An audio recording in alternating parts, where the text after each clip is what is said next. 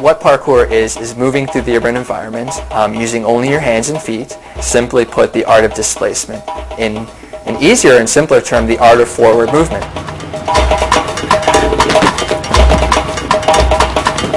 You must find your own path through the world, and that's the point of parkour, is to walk where you want to walk, go where you want to go, and one must understand this to fully grasp parkour.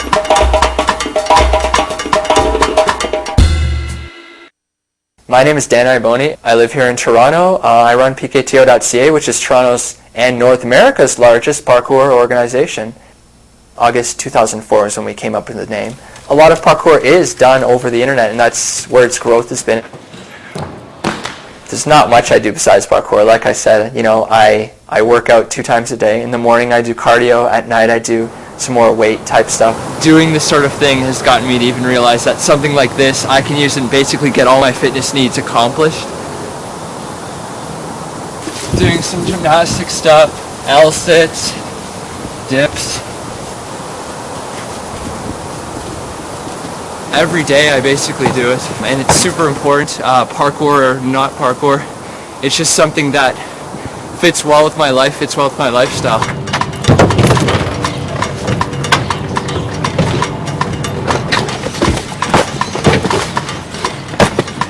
When I first started about 3 years ago, I hadn't told my parents yet, look at this cool new thing I was doing.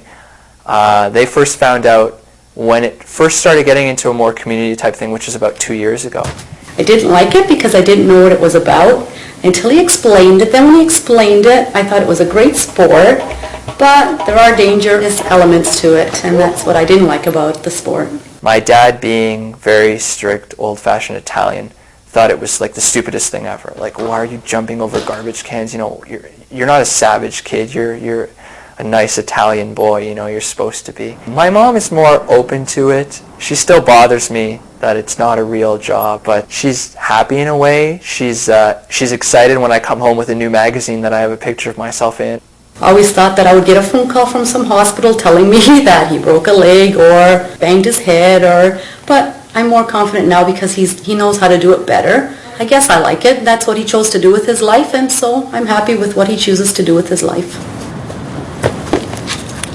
When someone comes to meet it's so much easier to explain parkour to them because it's like, they come to this meet ready. I want to learn parkour, Dan. What's parkour? And you say, all right, cool. You start talking slowly about these principles. You start bringing them slowly into the moves, and you sort of create the picture of what parkour is in their head. Chris, you're going to have to run a little faster. You know what you're going to do? See like the leaves up there?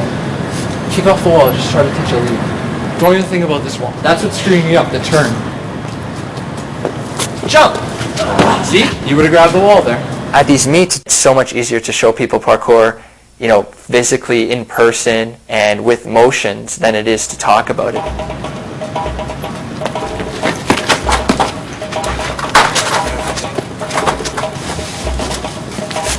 I've jumped from thing to thing to thing my whole life. It's just been one of those, I can't sit still for 2 minutes type of, kids. I used to be a huge high school sports player, a volleyball team, basketball team, soccer team. I went to Ryerson for computers. I didn't like it, left. I had a huge interest in cars back then. The whole modded car phase didn't last very long. And enter parkour, it's finally something where, I've stuck with it 10 times longer than anything else in my life, and I haven't gotten bored. I haven't gotten to this phase where, I just threw everything outside like I've done all these parts here.